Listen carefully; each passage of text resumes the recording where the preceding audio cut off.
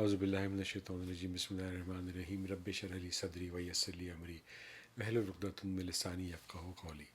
Surah Anfaal. Surah Anfaal is the Surah 8th of Quran. Anfaal is a plural of Nafal, meaning collection of after war, mainly after the war of Badr. Surah is also called Surah Badr. Objective of the surah is to define legal ruling of wars and essentials for winning a war. It is a Madani surah consisting of 75 verses. The background of the surah is the passage of commerce used by Quraysh as they wanted to secure that passage, that is to travel from Syria to Mecca and back. The Battle of Badr was fought over trade routes and caravan protection, and as a retaliation against the Quraysh's persecution of the Muslims.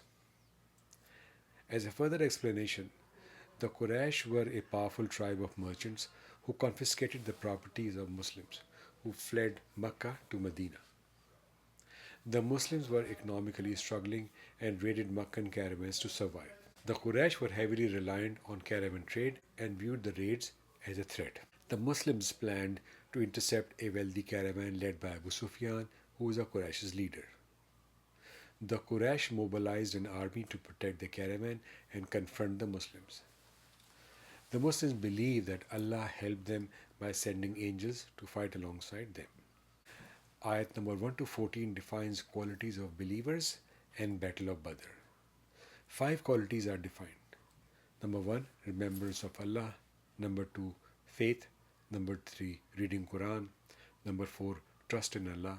And number 5, praise Allah. Allah supported Muslims in the Battle of Badr and destroyed disbelievers and established Islam by sending 1,000 angels.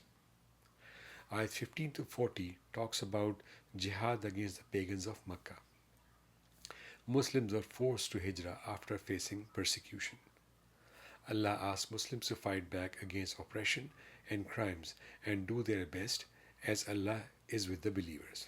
Disbelievers were punished, and lesson taught here is that efforts and trust in Allah are both equally important. Ayat 41 to 54 talks about the fact that gift of the bounty belongs to Allah and His Rasul.